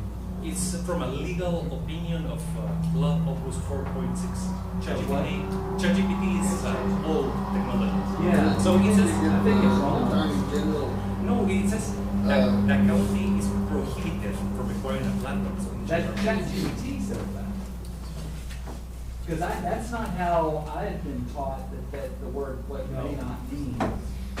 Because the legislature uses may not and shall not. Yeah. Are the two things, and may not basically gives the county an option. It may or may not, whereas shall not is when prohibited. So I think ChatGPT has this wrong. or if it says will or will not, Yeah. it legislates it. But may not gives us. May not just basically gives us the sir, option. if you may print it, in Texas Government Code 311.0165, may not imposes a prohibition and is synonymous with shall not. Give me that number again. Texas Code 311.016, parenthesis 5. Can I ask a Is question? that the Attorney General's opinion, or is that It's your? it's a code. It's a code, Can you look but this up for me? you're reading the code, and giving us an opinion. Is that the Attorney General's opinion in the state of Texas? Or is that some other, No, it's the real law, sir. Or I because know it's a real law, right now we will because print. I want to know who's giving the opinion. My 30 years of being involved, that right there gives the county discretion. Right, we have discretion in it. You can or you say may not, we have discretion. You don't say shall. Right. Are you Yeah. only selling to your people? What do you mean by Does it my matter? people? Like your people that you're saying is wanting to put money into our sacred land over here? Yes, we're selling basically to people in Guatemala. What if I came to you and said, I want to buy one of the 10 acres? We Do will you have, gladly sell it. okay, well, what restrictions do you have on this 10 acres? No restrictions. So it could be a man camp. Mhm. It could have RVs out there. Mhm. But you're only saying that you're going to run it for cattle. Because we've never sold it so that someone can, I mean, you could, but our main customer, I don't think is gonna do that. They only want You're to not preserve regulating. they don't. You're not regulating. You're not selling. He's saying you can't build a house there, but you may live there. Okay, that's where I think I'm trying to figure out, are we living in tents? Are we, I mean, I mean, to do the road, they want to do an HOA. So what does it say? I think that's where I'm confused. We want to put an HOA, but you can't live there, but run all the cattle you want on your Let's let him 10 talk. Okay. So I think everything boiled down to what the law says in 311.016. I think that settles the whole case. All right, I'm getting it printed out right now, so. So, and I think this is very fascinating and very exciting. Yeah. Because the end of it is what it says on that. Shall not or may not, the end. And I think everyone learned a lot from this, especially myself. Are you ChatGPT? No. All right, just, you don't need to make a copy for one, just bring it to me. And I'm gonna put this here on the, because if everything's getting down to this. Thanks.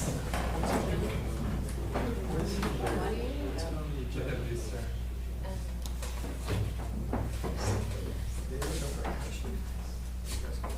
Here is the one that I Get Jim Allison on the phone, ask him about that one.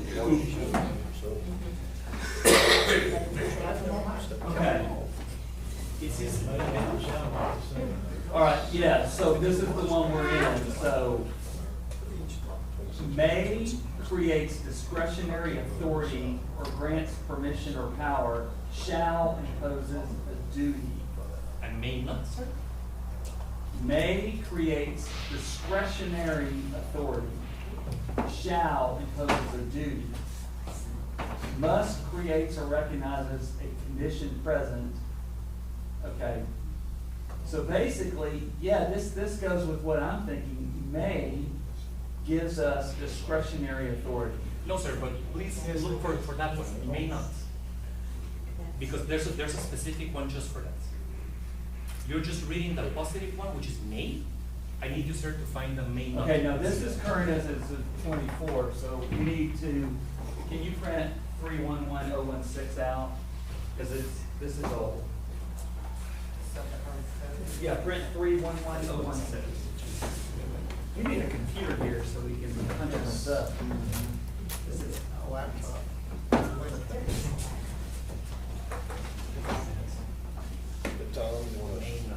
Yeah, I didn't know what it was. But, you know, we just had a legislative session, so things that he could have changed, yeah, so I mean, I'm really interested to see what's going on. Yeah. You should love it. It's a very poor country. So those people are getting $80,000 about a Texas land. Well, it's the 5% or the 3%. So where do you live? In Ohio, sir. We live in Westlake, Ohio. Okay, but you're from what? Yes, sir. Yes, sir. I'm from Guatemala. I'm trying to think of where is Guatemala in South America? It's right under Mexico. Oh, okay. So we're bordering El Salvador, which is a great country now, Uh-huh. and Honduras. Okay. We used to own Belize as well, so we Oh, traded it for a yeah. road, I've been there. which never got built. The worst So trade how far ever. before you get, is Venezuela kind of the top of South America? So is there just one country between y'all and Venezuela? No, between Venezuela, we have Guatemala, El Salvador, Honduras, Costa Rica, Nicaragua, Panama, Gotcha. Colombia, Venezuela. So we have. So, but is Mexico your northern border? Yes, sir. Okay, so you're the top of all. Pasame mi teléfono para internet, que no me entra internet acá. Sir. That Peru comes in on there, it should be on their west side. You got it? So what are the 10 acres going for? Texas Government Code 311016. It's at 80. I didn't understand.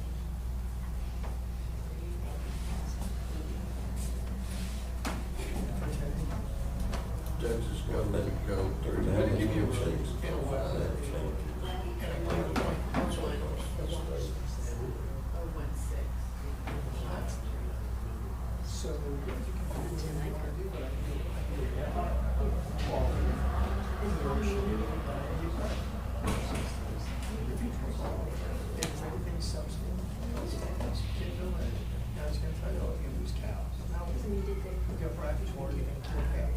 Where is this property?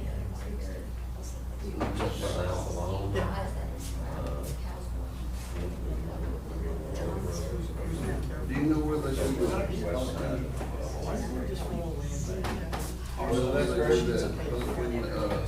patch every year over there, north of Newcastle. Hey, Craig, where's this at? South of Lonely, your Art Road, is a paved road, that parallels the Newcastle Highway. Turn right before you get to the Newcastle Cemetery, North Road goes up and Yeah, it's I great. thought we were talking about RG Loop. Is it RG Loop? Yes, it is RG Loop, it's on the west side of RG Loop, north of Jeffrey Road. That's not about Orth though. Yeah. It's called Orth. Yeah, it's Orth Road, but it ain't going. Yeah, closer to the Orth than town of Orth was right there, the post office was within 2 miles of there. How many acres in total is 200. this? 200.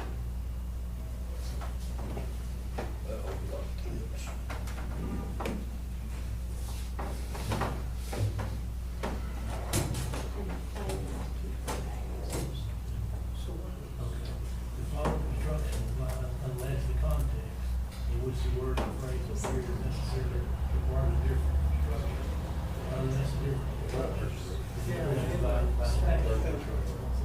May create discretionary authority or grant permission. Shall impose its duty, must create recognize the condition, resident is entitled to create recognize the right, may or not impose a prohibition, is an synopsis with shall not. That's in 5. Here it is. Read So- 11016. May not imposes a prohibition and is synonymous with shall not. And with that, the case is closed. If I had a hammer, The following I would do so like.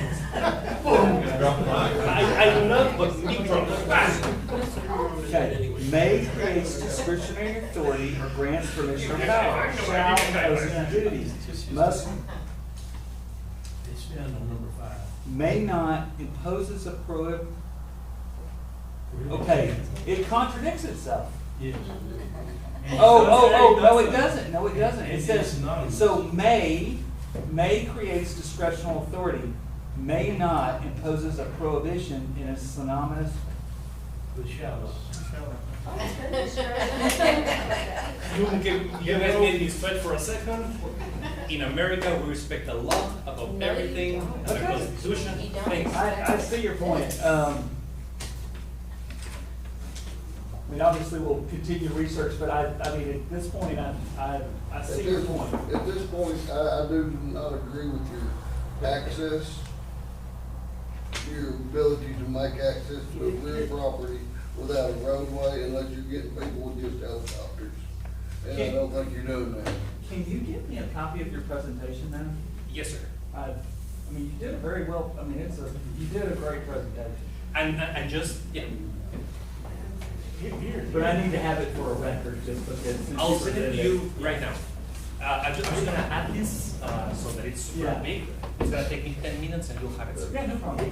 That's But, it. You can email it to me. So guys, what I'm asking is for you not to vote on anything, you don't have to do anything. The way it works through subdivisions is they go through title and Can I ask you a question about what your water study said? yes, sir. I can show it to you right now. I can show it to you right now if you give me a second.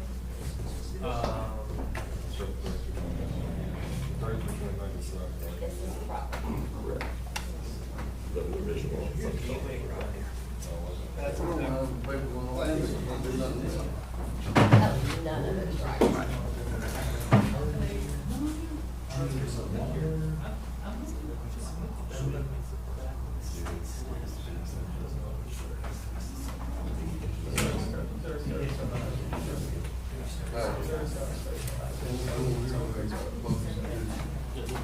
It says here.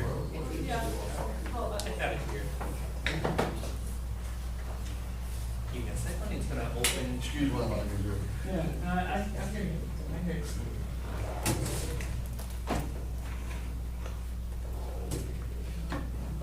I think this is very cool.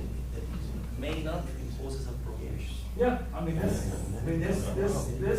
this is, I understand how you got to your argument based off this code right here. And this changes how I understood it read, so. But here at the same time, as us as a commissioner's court, we have the sole duty to try to protect the people who are gonna buy them. Yes. However, when it's above state law, you cannot interfere.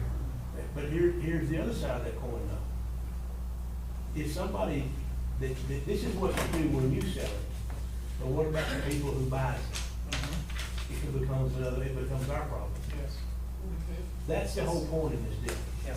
And if you wanna come in and buy land and sell it, resell it, that's fine, but we don't want a problem after the fact. I know, sir. I completely understand what you're saying. So hopefully nothing happens, of course. But if they do, you can say it was above the law, you cannot interpret it. No, we can't make exception because of your roadway permits. Still, you're trying to tell us that a road is not a road. And at that point, it still becomes our duty as a court to enforce that that is a roadway. No, sir. That needs to be maintained. No, sir. According to law, it is not. We can go back to the presentation if you want. You can go back to that little hitch, but still, until you figure out how they can get from A to B without having either an easement from point A from the county road to the back. And if one or more people use that, it becomes public. No, sir. Yes, it becomes public. Isn't that what we're doing with the other road? Yeah, that's what I was, yeah, what's the difference in that road that we're trying to get Closed. Than this, it's the same thing. Same It's the thing. County won't have Same anything thing. to Same do with it. thing. County It's the won't have same anything. thing. County has no say This over is it. where we're headed What's right the here. difference between that one But and that's where this? this one's headed right now, if we And that's what don't. I'm There need to be some saying, changes so to what is litigation. the difference? But I don't know what that's. There won't be nothing if there's no easement. The guy up front can close the gate and say, I own 100 acres, because you can't get to your property no more. No, it has an I don't easement throughout the property, But so. Wait, it has an easement? That's a public access. It has That's a public It's a- access, you just said he had an easement. I can show you what it says on the. It is if one or more people use that easement, it is. Look it up.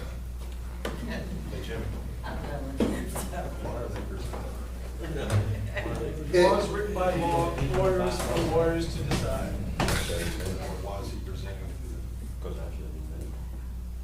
And would that not be right? If one or more people use a public, an easement, it becomes public access. yes. According to law, no, sir. Oh, here's the grandma, okay.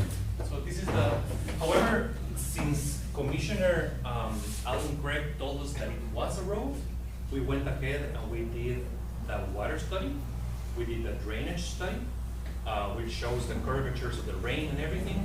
We drilled a couple of wells, we did a 24-hour testing of something, and all of this cost like $40,000, guys. Here's the certification of groundwater availability from Island Valley, tract containing 200 acres, which all the information. What did the wells test? The wells tested 8 gallons per minute for the first minutes, and then it dropped down to 2 gallons per minute, which according to TREQ, is adequate well water, and the court can't say how much adequate is adequate because it's designated by, that's another thing. But we have done all this, sir, and we installed the culverts on the private thing. So it has the culverts, it has the wells, it has the drainage study, and Commissioner Alan Craig can vouch that since November, October, we've been here multiple times trying to do the right thing. However, the final thing is that you guys cannot get in the way because it's state law. And what happened with Travis County against the bank proves it. There's precedent in it, and you guys do not need to vote. So he's gonna send me his presentation. I will get Timmy to send that out to everybody so that everybody can do their own independent research and everything. You know, obviously, I mean, I tend to agree that there's really nothing for us to vote on today. But I think everybody should do their independent research. Yeah. And let's see kind of what our, you know, if there are any options. The reason they've got these laws and subdivision rules in effect at all is to keep things from like this happening right here. Yes. I agree.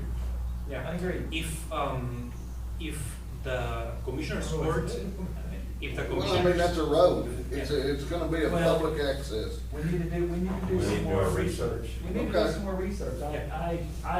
I see his logic in his argument. Now, there may be more to the story. We need to do our research. I think we ought to go get I'd the. still like to hear what he never did answer Commissioner Wiley when he asked about the medical, fire department and law enforcement going out there. He never did answer none of that. He said he hopes nothing happens. That is your answer for that? No, sir, what I'm saying is, we're not required to do that because it's plat exempt. So, He's saying, once he this is- sells the I'm asking if they property, have to it's go not out his there. problem Yeah. anymore. Yeah, does the That's county what have he's to saying. respond? this is divided in three, Once he sells it. I'm not worried about whose road is what. I don't care. Yeah. Like if someone dies on that out there, I have to go out there on it. How does that work if y'all don't want anybody out there? What You do just you go mean and drag them off and throw them out in the bar ditch somewhere? But sir, no, I mean, it has like a way to get to all the lots. So there's, It has an easement. there's a public The donkey access trail. available, but it's not public access. It's an easement. So if that all catches on fire, y'all just gonna stand out there and fight the fire yourself? If I'm what, sorry, sir? Exactly where I. You're not gonna live out here, right? No, sir. No, you're not. So if I all, don't think anyone's gonna live there, sir. no one's gonna live there? No, sir. No one's. If you tell me I can go buy 10 no one's gonna acres live there, I'm gonna live there. Well, sir. And then you you're know, gonna have any regulations. You in should Guatemala, know. a piece of land. You're still a body. I'm not in We're in Guatemala America. though. I'm in the United States of I know, sir, America. and that's my point. In Worse, Guatemala, Texas. 1 acre is super expensive. So what you're saying is, your people overseas are gonna buy this property, not live on it, just own it. It's to store value, the same reason you would buy a piece of gold or art. Well, crypto is speculative. Why do you need the roads and wells and all that stuff? Yeah, why are we Sewer. doing I don't, sir. Then why I don't. He doesn't, The but law the people tells that me buy it will. that I don't, but I did out of. He said it's my fault that he had to do that. Okay. All right, I don't think we're gonna make any progress today. I say, I appreciate your presentation. I think you did a very good job on the presentation. If you could please give me a copy of that, I do have to have a copy of it to put it in the public records. And when I get it, I'll send it out to everybody. And, I agree with our I presenter. mean, why do you not wanna plat this so badly? That's my question to you. Why do y'all not want to do a simple plat? Because it costs you a little bit of money. No. And on a process that is going to be, like. You have done. Can I tell you that the story, sir, the full story? It's gonna take me 1 minute and a half so that you can understand where we're coming from. Because it's not that we don't want to do it. It looks like we're trying to just be like mean or irresponsible not doing it. That is not the way. Let me just tell you quickly how it went. We purchased a piece of land in September, more or less. Our goal was to go land exempt based by the law. One day we were there and Commissioner Alan Craig drove by the property and he said, "What are you doing?" "Well, this is a private entry." "No, it is a road." "Well, sir, according to law, it is a private entry." "If I say it is a road, it is a road." "Okay, sir, what do you want to do?" "You need to block flats." "Perfect. Give me the requirements." "Okay, you have to do a drainage study." So we hired this consultant to do it. We did a pluvial test with all the things. We needed to install culverts every so much of a way. The road initially was 14-foot wide. We paid like $50,000 to make it wide there so that it was by county standards. We complied with permit. Then we met with Commissioner Alan Craig back in Zachary, who is the surveyor office. We showed him everything, and he said, I think it's fine, let me go back. And then he said, the other commissioners would not approve it. I'm like, what do they want? Now they want another engine, now they want a fire thing. Then the guy who built the road told me, hey, you know what? Maybe they want infrastructure for water. Maybe they want this. By this point, I think this is getting completely out of hand. It almost seems sketchy. I'm not saying it is, but it's been torturous to be here. And we have the drainage study. The concern is that there's not enough water to support the number of, the assumption is that you'll build houses on the 10 acres. And there is not enough groundwater to support that. That's the concern. That's the biggest concern. That does not mean that water covers the whole. I can show you something. It just Tells me that after the study, it goes right. Yeah, that's our concern, is that people are gonna buy these lots, build a home, and not be able to pay water. I can show you something very quickly because I know that I've taken a lot of your times. We have places here in the county that they're still hauling water to, Yes. because they've done this without. Oh, we didn't have those. Right. That's why Wise County and all these other counties are doing that, because they're trying to keep this from happening. Right.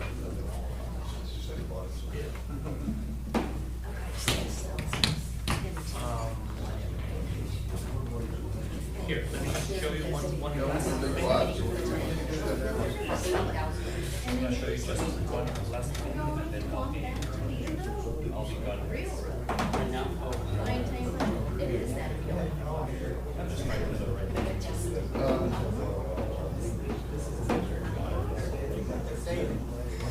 I wonder if Chris Barron can answer that question. Well, I mean, not the shall and may not, I mean, we've seen where the state screwed that over. What we need to do is see, the roadway will still be a roadway, and it will still be public access, and that's still. Hey, you need to see what. So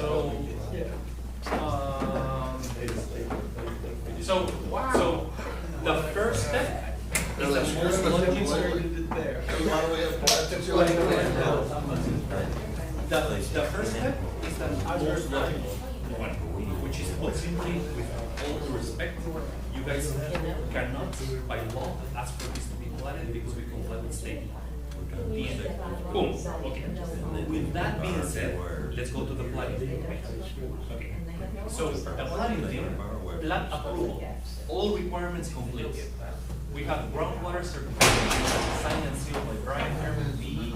Confirms adequate water availability for 30 days, chapter 30, and a drainage study, and a survey and proposed plats. So now, we heard something that you guys think that it might not have enough water. So check this out. Water availability is technical determination under 30 PAC chapter. Groundwater adequacy is determined by a licensed professional engineer or geoscientist, not by the commissioner's court. Mr. Erwin Seal certification is those standards. County may not add requirements beyond allotted. Other conditions not in the well of witness sufficient rules, for example, water storage tanks, would constitute an ultra-wild act and expose the county to potential liability. We don't want to escalate. That's really what I was thinking. We really don't want to escalate. You guys this is not what we thought the statute said. So,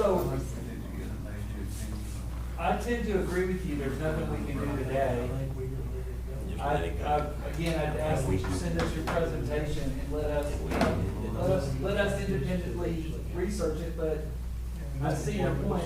I don't think there's anything worth it. I think I think everything, Judge finished here. Yeah, I didn't know that, so that's Yeah. different than what I thought it was. May not impose a subdivision, so you guys cannot impose on it. Do we have any questions or, I mean, obviously we all want to think about this, research it, and kind of, but is there any questions we want to ask now before we move to the next agenda item? How many lots have you already sold out there? We had sold 7, but since the project was dropped, we went down to 0. So in case, it lost damages, lost sales, lost, Why did they drop? because the county commissioner's court requires for things that were above their law. Ma'am. Guys, do we have anything else, or do we want to move on to the next item? Because they All right, didn't- thank you. They didn't have the right. Please send me that. I'll do it right now, sir. Can you please give me your I card? did, yeah, right there. That's my email's on You got a beautiful tasting watches. Oh. Thanks. Are they mad? Yeah, they match as trophies. All right, my email's on there. Yes. Okay, I say, we'll table this one, obviously, When? or no action. No action. No action. Start there. All right, item number 19, discuss and consider burn restrictions. As we stated earlier, we had a crazy weekend with people burning irresponsibly. I think with high temperatures coming up and not much of a chance of rain, I think we have no choice. I think the burn ban needs to go in effect tomorrow morning, though, not today, Wow. because how many burn, notifications we have on right now that we got this morning? Because we got fires going all over the place right now. If we put it in effect, we're fixing to get a buttload call. So, What's y'all's thought on that? well, you can't not put it in place because there's already burns going on, and we can't. No, we but I'm can't- just saying, make a time period that it comes on first thing tomorrow morning instead of while there's 15 people burning brush piles. Okay, so I'll light a fire tonight, and you're not gonna put it on tomorrow? How You, you, that, you're going forever. you can post Like, at it. this point, it's dangerous out there. You know, it's time to put it on, in my opinion. And if they are already burning, they started it before the implementation of it. You just go out there and make sure that they're monitoring it like they're supposed to. Because if they're not monitoring I the would hope burn, there would be some discretion of, so let's say we vote on it right now and someone starts a fire in 15 minutes, obviously they wouldn't have any chance to know about it. and that happened last time, and we told them, like, hey, this horrible timing on your part, but you're here, you're watching it, you have guards around it. My thing is, if you really want to follow the law, TCEQ puts a lot of stipulations into it. So even if you put the burn ban in place and there's a burn going, we can still go out there and go, you're not monitoring it, you're not following the law, we'll put it out. It may or may not. Yeah.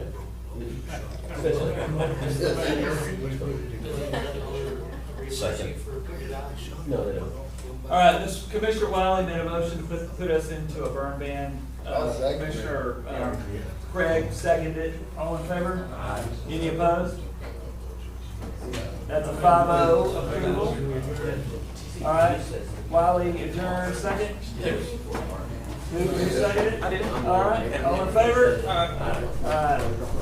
We are officially closed.